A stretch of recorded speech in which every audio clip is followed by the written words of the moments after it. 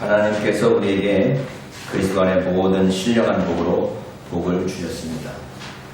기독교는 복을 추구하는 종교인데 세상적인 복이 아니라 그리스도 안의 모든 신령한 복입니다. 그리스도 안에 있는 복, 신령한 복입니다. 이 복을 잘못 이해해서 세상적인 복으로 말하면 그게 기복신앙이 되어버리지만 이 복을 잘 이해해서 그리스도 안에 있는 신령한 복으로 이해하면 세상도 감탄하는 그러한 복이 될 것입니다. 그것은 창세전에 우리를 택하셔서 하나님의 아들이 되게 하신 복입니다. 하나님의 아들로서 하나님의 아들답게 살아가는 것, 이게 복이라는 것이죠. 그 복은 우리로 하여금 그의 은혜의 영광을 찬송하게 합니다. 하나님의 비밀을 알게 합니다. 그래야 해서 하늘에 있는 것이나 땅에 있는 것이 다 그리스도 안에서 통일되게 합니다. 이 부분을 우리가 좀 더 깊이 생각을 해봐야 되는데 제가 2장쯤에 갈 때쯤 다시 그 말씀이 나오면 다시 고민해 보도록 하겠습니다. 그리스도 안에서 하늘에 있는 것이나 땅에 있는 것이 다 그리스도 안에서 통일되게 하신다. 하나가 되게 하신다는 것입니다. 그 이 모든 일은 하나님이 하시는 일입니다. 우리가 하는 것이 아니고 하나님이 하시는 일이라고 성경은 말하고 있습니다. 하나님의 뜻에 따라 이루어진다는 것입니다. 11절입니다. 그 안에서 모든 것을 이루시는 분의 계획에 따라서 그의 뜻의 의도대로 우리가 예정을 입고 뽑혔습니다. 11절에서 모처럼 본동사가 나옵니다.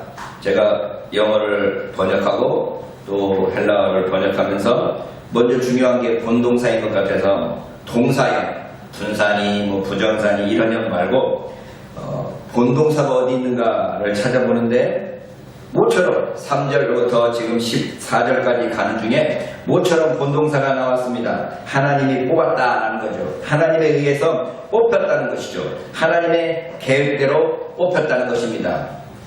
그리스도 안에서 우리는 뽑혔습니다. 그리스도 안에서 뽑혔습니다. 하나님께서 우리를 그리스도 안에서 선택하셨다는 것입니다. 그것은 하나님의 예정 안에 있는 하나님의 계획이었습니다. 그 하나님은 모든 것을 이루시는 분이십니다. 그의 뜻을 이루시는 분이십니다. 여기 하나님의 선택이라고 나옵니다. 우리 한국어 성경에는 모든 일을 그 마음의 원대로 역사하시는 자의 뜻을 따라 해서 아주 그 밑에 하나님의 먼저 강조되지만 헬라어 성경에 의하면 그 안에서 우리가 뽑혔다라는 말로 먼저 시작됩니다. 하나님이 우리를 선택하셨고 그의 기업으로 자기 것으로 만드셨다는 것입니다. 예전 왕조 시대에는 임금이나 세자의 왕비나 세자 빈을 뽑는 간택이 있었습니다. 제가 왕비 찾고 세자 비를 찾았더니 세자 비는 비라고 안 그러네요. 세자는 세자 빈이라고 그러는군요. 그래서 왕비비 왕세자 빈 이렇게 쓰네요. 그러니까 세자의 아내 또는 왕의 아내, 왕비나 왕세자 빈을 뽑는 간택 절차가 있었죠. 나라 안의 모든 결혼이 금지되고 모든 처녀들은 왕의 간택의 대상이 됩니다. 그리고 마침내 간택이 되면 그녀의 신분은 완전히 달라집니다. 제가 펄벅의 소설인 서태후라는 소설을 읽어봤습니다. 그 소설에 간택 과정이 자세하게 묘사되어 있는데 이 펄벅, 대지를 썼던 그 펄벅이라는 사람이 서태후라는 소설을 썼구나 라고 감탄하면서 제가 읽었던 적이 있습니다. 이 왕비가 되기 위해서 그 간택하는 모든 과정들을 또는 간택하면서 여러 그 왕의 궁에 있는 내시나 또는 궁녀들로부터 치장하고 화장품 바르고 목욕하고 하는 과정들을 묘사하는 걸 보면서 간택이 그렇게 쉽지 않구나라는 것을 생각하게 되죠. 구약 성경의 에스더에서도 간택 과정이 나타나 있습니다. 여인으로서는 간택 대상이 된다는 것만으로도 영광이었던 것입니다. 오늘 우리가 신명기 읽으면서 아내에 대한 이야기들이 나오는 것을 읽으면서 제가 그런 생각을 했어요. 21세기의 성경을 읽으면 이 성경이 정말 잘못되었구나라는 생각을 하게 되겠다. 철저하게 남자 중심의 그 결혼 제도를 이야기하고 있지 않습니까? 여기 이 간택제도라는 것도 철저하게 왕을 중심으로 남자를 중심으로 이루어집니다. 일단 간택이 되면 식구들과의 모든 왕래가 불가능해집니다. 그래서 간택되기 전에 많은 여인들은 간택되는 것을 꺼리기도 하고 두려워하기도 하고 싫어하기도 하고 거부사를 표현하기도 한답니다. 간택되면 자기 식구들을 못 만나니까. 그런데 간택된 후에 자기 자신의 신분 변화를 맛보고 나서는 내가 왜 간택 전에 그런 생각을 했을까? 참 어리석구나 라는 생각을 하게 된다는 거죠. 자기가 어리석고 무지해서 원하지 않았다는 생각을 하게 되면서 부끄러움을 느끼게 된다는 것입니다.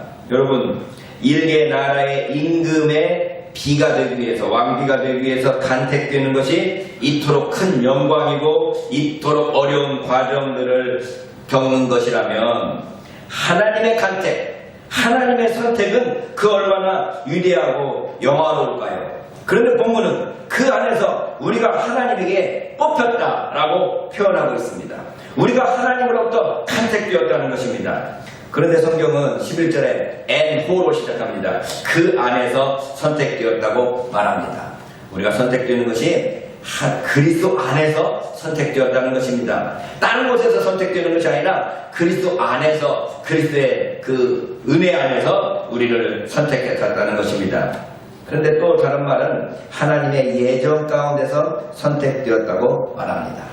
그냥 하나님께서 야 오늘 간택할 때니까 다 모여 그래놓고 뽑은 것이 아니고 하나님이 미리 예정을 해놓고 뽑았다는 것입니다. 하나님께서 미리 계획을 해놓고 뽑으셨다는 것입니다. 하나님의 계획 가운데 저와 여러분이 있다는 것입니다. 저희 동네에 요즘에 통장을 새로 뽑는다고 공고가 나 있습니다. 그래서 집사람에게 여보 나도 저 통장이나 해볼까? 통장하면 한 달에 얼마나 받아?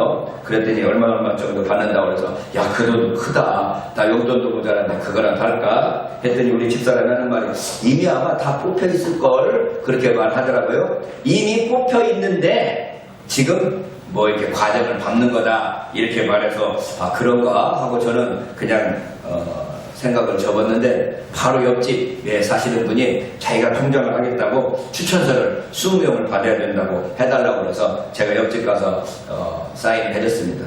제가 통장하려고 그랬는데 사장님이 먼저 하시네요. 그랬더니 아 목사님이 하세요. 이렇게 해서 농담을 주고받았습니다. 계획이 있습니다. 그냥 거저 그랬더니 그 통장 하시는 분이 그 통장 몇 명 나오면 뭐 서로 이렇게 겸손을 한다고 그렇게 말하더라고요. 이 미리 예정되어 있고 하나님의 계획 가운데서 우리를 선택했다는 말은 그냥 아무 생각 없이 다 그 사람 모이면 내가 그 중에 하나 뽑을 게가 아니고 하나님의 예정 가운데서 하나님의 계획 가운데서 저 여러분들을 뽑았다는 것입니다. 그냥 우리가 거저 하나님 앞에 보여주는 게 아니라 하나님의 예정과 하나님의 계획 가운데서 저와 여러분들이 있다는 사실을 기억해 보십시오.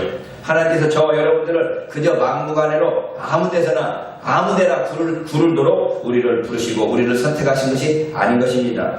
그런데 오늘 성경은 모든 것을 이루시는 하나님이 우리를 선택했다고 말합니다. 하나님은 모든 것을 이루시고 만물을 창조하시고 만물을 지배하시는 그분이 저와 여러분들을 계획하시고 저와 여러분들을 선택하셨다고 말하는 겁니다.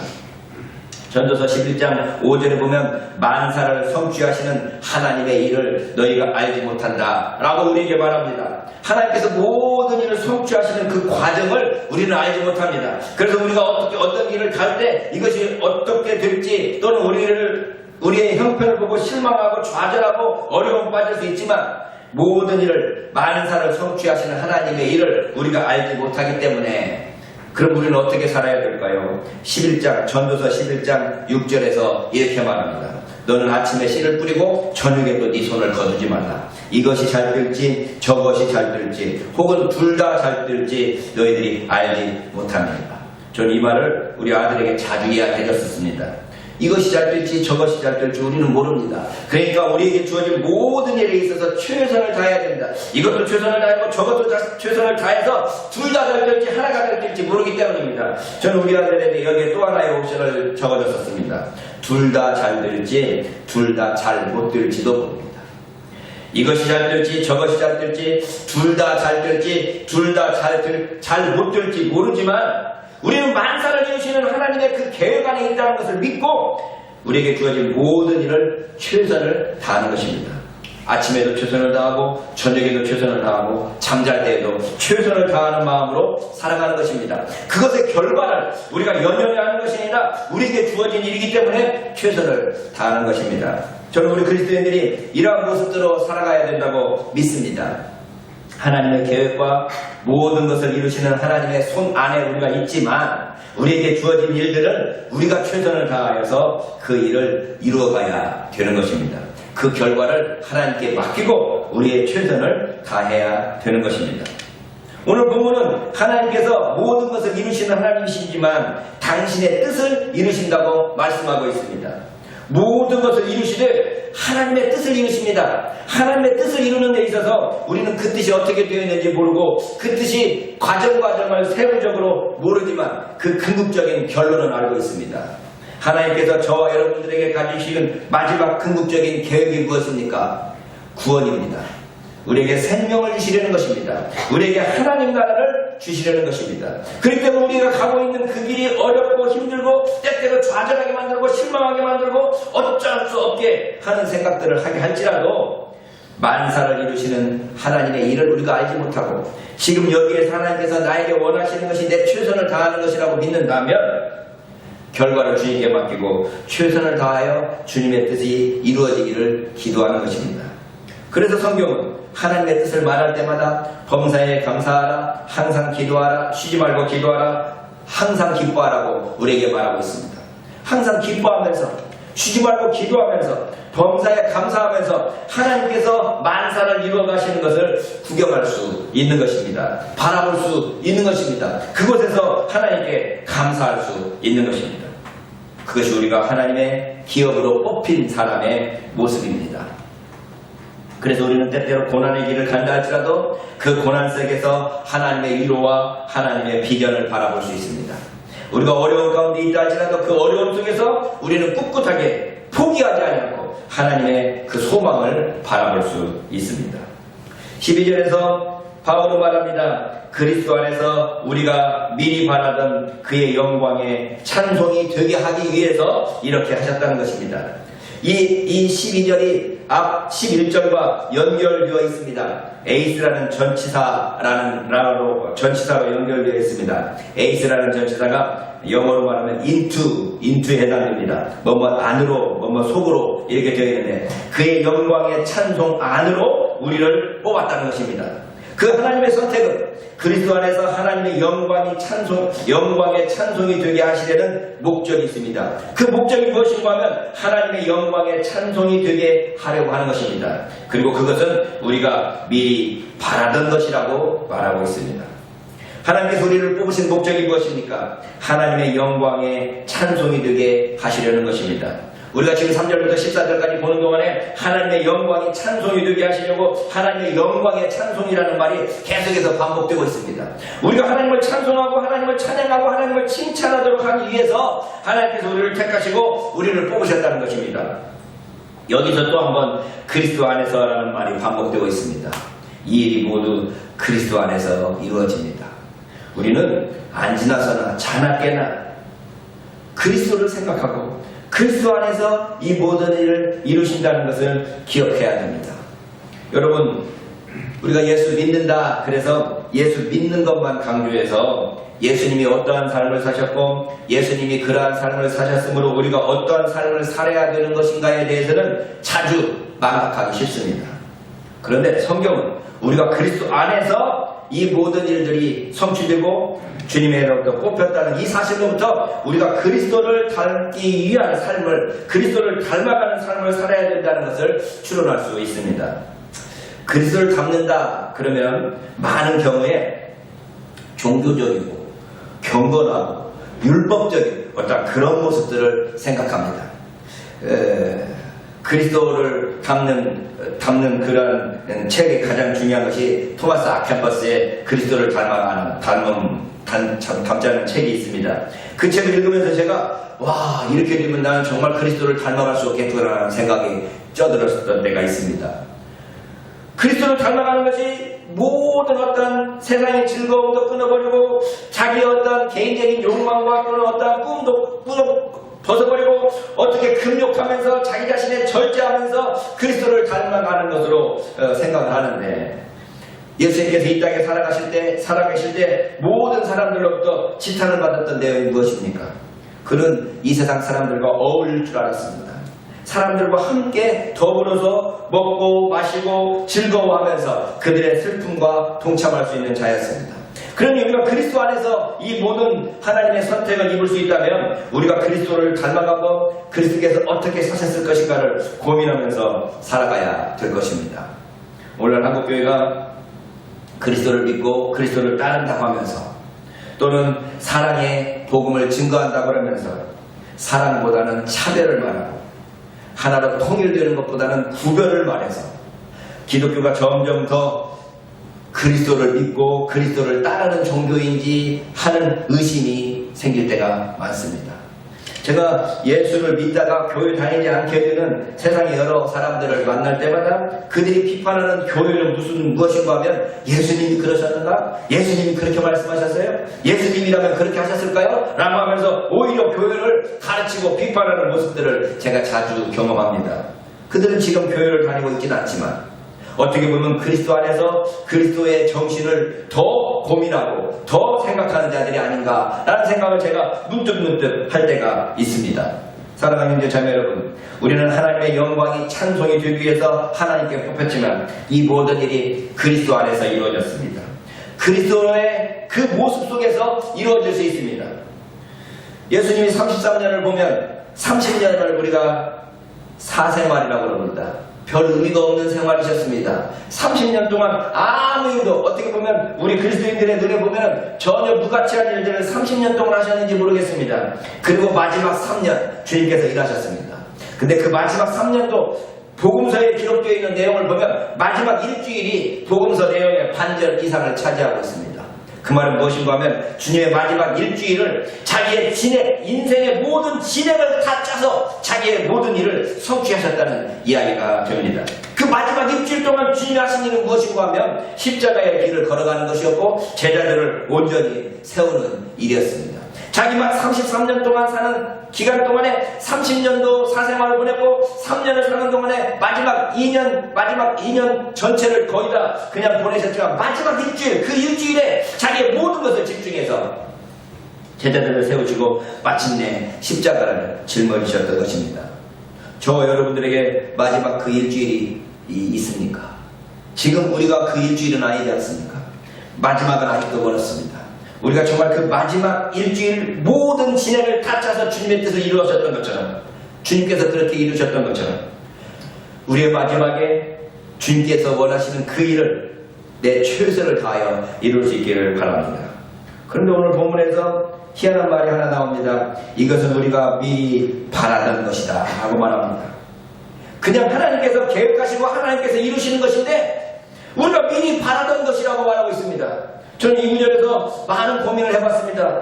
아니, 하나님께서 미리 계획하시고 미리 예정하셨는데 우리가 그것을 알고 미리 바라는 것인가? 라는 생각을 하게 되는 것입니다. 여러분들이 태초부터, 아니 태어나면서부터, 아니 여러분들이 지각이 깨고 나면서부터 언제든지 바라고 소원하는 것이 무엇입니까?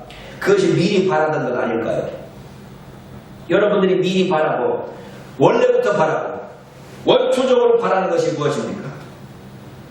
그것입니다. 여러분, 저와 여러분들이 끊임없이 바라고 구하고 추구하는 것이 무엇입니까?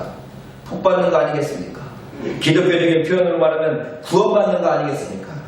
주님께서 우리도 알지 못하는 무의식 세계에서 끊임없이 기도하고 끊임없이 간구하는 그 구원을, 그 복을 하나님께서 우리에게 주시기 위해서, 그리스도 안에서 주시기 위해서 이미 선택하시고 이미 계획을 세우셨다는 것입니다.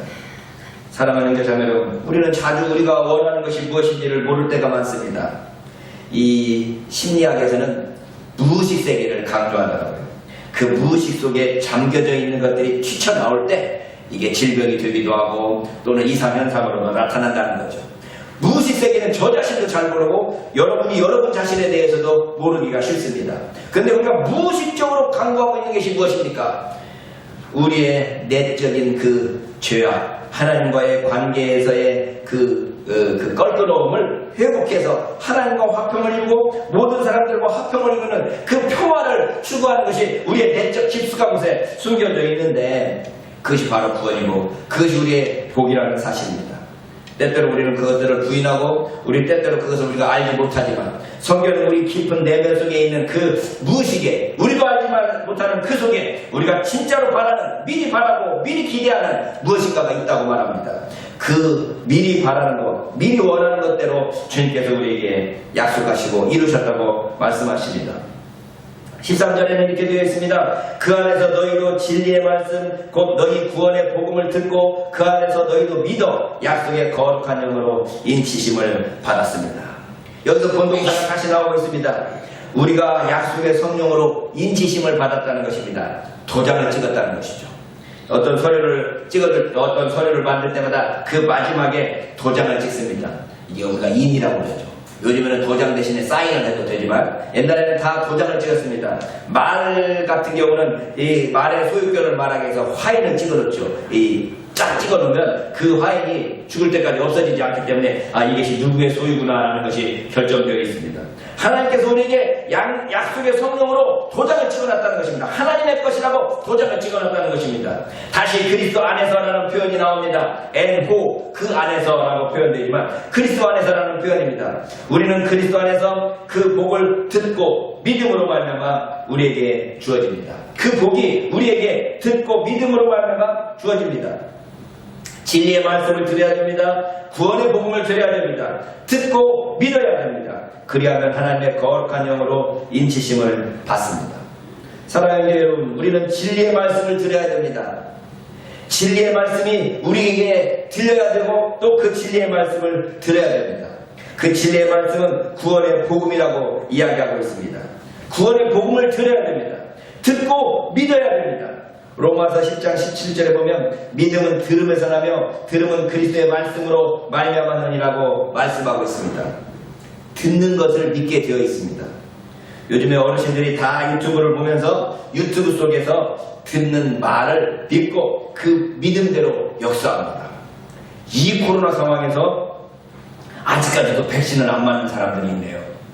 자기는 백신이 무서워서 안 맞고 백신 때문에 일어나는 부작용과 그 속에 들어있는 음모 때문에 맞지 않는다고 해서 맞지 않습니다. 대단한 믿음이라고 생각했는데 많은 분들이 그리스도인들입니다. 백신 맞지 않고 끝까지 버티는 사람들이 그리스도인들 중에 많이 있습니다. 왜 그렇습니까? 그들이 듣고 보고 계속해서 이야기를 듣는 내용들이 이 모든 상황들에 대해서 부정적이고 또 음모적이고 여러 가지 상황들을 듣기 때문에 그것들에 대해서 믿음이 견고하게 서 있는 것입니다. 아무리 설명을 해도 그 마음을, 그 믿음을 바꿀 수가 없습니다. 왜 그렇습니까? 그 사람의 듣는 내용, 그 사람이 가지고 있는 정보가 거기에 불과하기 때문입니다. 여러분, 로마서 10장 17절 믿음은 들음에서 난다라는 이 말씀을 우리 자신에게 적용해야 됩니다. 우리는 부정적인 말을 듣기보다는 긍정적인 말을 들어야 됩니다. 미움과 증오의 말을 듣기보다는 사랑의 말을 들어야 됩니다. 함께 사랑하고 더불어 사는 그런 말씀을 들어야 됩니다. 분열을 훔쳐가는 말보다는 함께 통합하고 하나로 통일되는 말씀들을 들어야 됩니다. 그것이 우리의 믿음이 되어야 됩니다. 그래서 성경은 우리가 무엇을 듣는가, 그 듣는 것을 자세히 주의하라고 말하며 주님께서는 이 세상에 계시면서 자주 말하기를 들을 귀 있는 자는 들으라고 말씀하고 있습니다. 우리가 무엇을 듣고 무엇을 많이 생각하느냐에 대해서 그의 믿음이 결정됩니다. 요즘에 제가 드라마를 안 보다가 드라마를 좀 보기 시작했습니다. 이게 제가 1시간 본방사수하기는 어렵지만 5분 보다가 나가고 10분 되다가 나가고 시간 많으면 1시간 보고 2시간도 보고 할 수 있어서 넷플릭스의 그 지난 드라마들을 보는데 그 드라마들을 보면서 많은 생각을 하게 됩니다. 우리가 그 드라마 속에 있는 여러 주인공들을 보면서 우리의 상상의 나래들을 펼치죠. 야, 저 드라마의 주인공이 뭔 이야기를 하고 있고 무엇을 하고 있는가를 들으면서 야, 주인공에 대해서 자기 자신과 동일시하기도 하고 그 속에 나와 있는 여러 이야기를 통해서 자기 자신을 살펴보기도 합니다. 무슨 드라마를 보고 무슨 이야기를 듣느냐가 그 사람의 상상력과 그 사람의 어떤 생각들을 지배하게 되는 거죠. 그래서 우리가 무엇을 듣고 무엇을 많은 시간들을 보내는가를 고민해봐야 됩니다. 믿음은 들음에서 납니다. 그런데 그 들음은 그리스도의 말씀을 들음으로써 믿음이 생깁니다. 우리가 하나님 앞에서 그리스도의 말씀을 듣는 일에 열심을 내야 되겠습니다. 그리스도의 말씀을 고민하고 묵상하고 그 말씀들을 암송하는 일에 우리의 시간들을 투자해야 되겠습니다. 제가 아세아람 신학대학교를 잘린 것이 제 인생의 전환점이고 아마 제 인생이 끝났다라고 생각하는 계기가 되었던 것 같습니다. 그 이후로 제가 무슨 일도 별로 의미가 없고 또 별로 하고 싶지도 않고 재미도 없고 뭐 이런 삶을 살고 있는데, 요즘에 제가 작년부터 시작한 그 성경 암송 방송을 매일매일 준비하고 매일매일 녹화하면서 그 재미 하나로 살고 있는 것 같습니다. 그랬더니 학생 중에 액체 학생 중에 저 그 모든 과정을 잘 알고 있는 학생 중에 하나가 전화가 와서 목사님 살기 위해서 그거 시작하셨는데 이제 좀 살만하십니까? 이런 전화를 저한테 하는 걸 들었습니다. 여러분, 우리가 그리스도의 말씀을 듣고 그리스도의 말씀을 묵상한 그 일이 우리에게 믿음이 되고, 그것을 듣고 그것을 계속해서 묵상하는 것이 우리의 믿음이 되고, 그 믿음이 우리의 구원이 됩니다. 우리가 세상의 모든 지식들도 이해하고 많은 것들도 알아야 되겠지만 그 모든 것보다 먼저 그리스도의 말씀을 듣고 그것을 들음으로 말미암아 믿음을 가지고 그 믿음으로 말미암아 구원을 얻는 것, 그것이 그 어떤 것보다도 중요하다고 성경은 우리에게 말하고 있습니다. 이걸 알기 전에는 깨달을 수가 없습니다.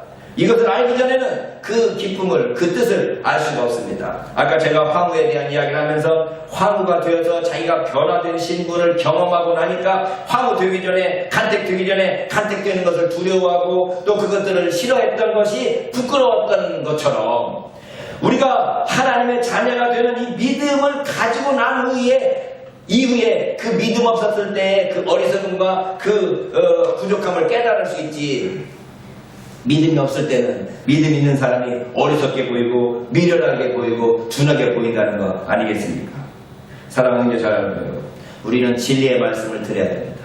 거짓이 아니고 진리의 말씀을 드려야 됩니다. 우리를 구원하는 구원의 복음을 드려야 됩니다. 그 말씀을 듣고 믿어야 됩니다. 그 믿음으로 말미암아 구원을 얻을 수 있기 때문입니다. 그런데 오늘 본문은 또다시 그리스도 안에서 들어야 한다고 말하고 있습니다. 그리스도 안에서 들어야 됩니다. 우리가 듣고 보고 말하고 모든 것을 하는 총체적으로 바로 그리스도 안에서 들어야 됩니다.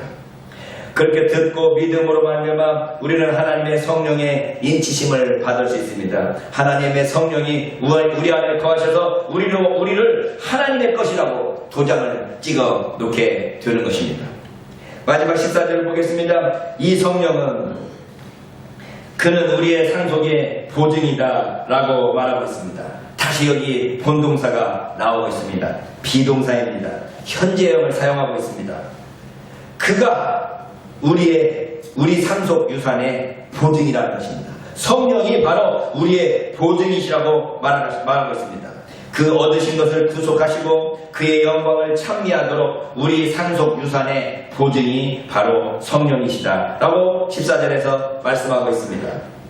관계대명사로서 전치사가 그 앞절의 거룩한 영입니다. 그러니 본문은 거룩한 성령이 어떤 분인가를 소개하고 있는 말씀입니다. 성령은 우리가 얻을 상속에 대한 보증이십니다. 그 보증이 되시는 이유는 우리를 구속하시기 위함이고 그의 영광을 찬미하도록 하시기 위함입니다. 상속에 대한 보증이라는 단어가 아르라본이라고 되어 있습니다. 아르라본. 제가 신학교 다닐 때 이 아르라본이라는 단어를 아주 자주 들었습니다. 보증이 됩니다. 여러분, 은행에서 돈을 빌릴 때도 보증서를 써야 됩니다. 보증인이 있어야 됩니다. 요즘에는 보증보험이 있어갖고 이 보증보험에서 다 처리를 해주지만 옛날에는 보증 쓰는 일이 참 중요했습니다. 그래서 보증 쓰는 사람이 보증 잘못 써갖고 자기의 모든 재산을 몽땅 날려버리는 경우도 자주 있었죠. 하나님께서, 하나님의 성령이 저와 여러분들의 그 유산에 대해서 보증이 되어주신다는 겁니다. 하나님의 영이 직접 우리의 보증이 되어주셔서 우리의 구속을 보증하시고 우리가 주님 앞에 참여할 수 있도록 우리의 보증이 되어주신다는 것입니다. 하나님의 성령이 우리의 보증이라는 것만큼 우리에게 유한이 되는 것이 어디 있습니까? 하나님의 성령이 우리를 보증해 주신다는 것입니다. 이렇게 사람이 우리를 보증해줘도 그 보증이 우리에게 큰 힘과 용기가 되는데 하나님의 성령이 우리 속에서 우리를 보증하시되 우리의 구속을 보증하시고 하나님의 영광을 찬미하도록 보증하신다는 것입니다. 사랑하는 자매 여러분, 저 여러분들이 그리스도 안에서 우리에게 주신 신령한 하나님께서 우리에게 그리스도 안에 있는 모든 신령한 복으로 복을 주셨습니다. 저와 여러분들에게 복을 주셨습니다. 하나님의 자녀가 되도록 복을 주셨습니다. 하나님의 계획 가운데 복을 주셨습니다. 그리고 저와 여러분들로 하여금 그 복을 보증하시기 위해서 성령으로 도장을 찍으셨습니다. 성령께서 우리 안에 거하시는 것입니다. 우리 모두가 그 성령의 보증으로 말미암아 마음 가운데 큰 확신과 위로와 또 믿음이 넘쳐나시기를 소원합니다.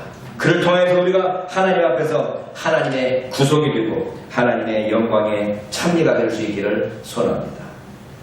때때로 우리 자신의 모습을 보면 우리 스스로를 보면 미약하게 그지없고 부족하게 그지없지만 그래서 가나안 땅 바깥에서 10명의 정탐꾼이 백성들을 향하여 그들 앞에서 우리를 보니 우리가 우리 스스로를 보기에도 메뚜기 같았다고 스스로를 비하할 수밖에 없는 그러한 모습일지라도 여호수아와 갈렙은 자기 자신을 보지 아니하고 그 땅을 약속하신 하나님을 바라보고 저들은 우리의 밥이라 하나님께서 우리에게 밥으로 주셨다고 외칠 때 하나님께서 여호수아와 갈렙을 통해서 역사하셨던 것처럼 우리가 우리 스스로 보기에 메뚜기처럼 보잘것없고 부족하고 무식하고 연약하지라도 하나님께서 우리의 보증이 되어주셔서 내가 너를 구원하고 내가 너를 구속하시기 위해서 내가 너를 택했노라고 약속하시는 그 말씀을 믿고 의지하고 우리 인생의 앞길을 승리하면서 담대하게 앞으로 개척해 나가는 저와 여러분들이 될 수 있도록 주님의 이름으로 축원합니다.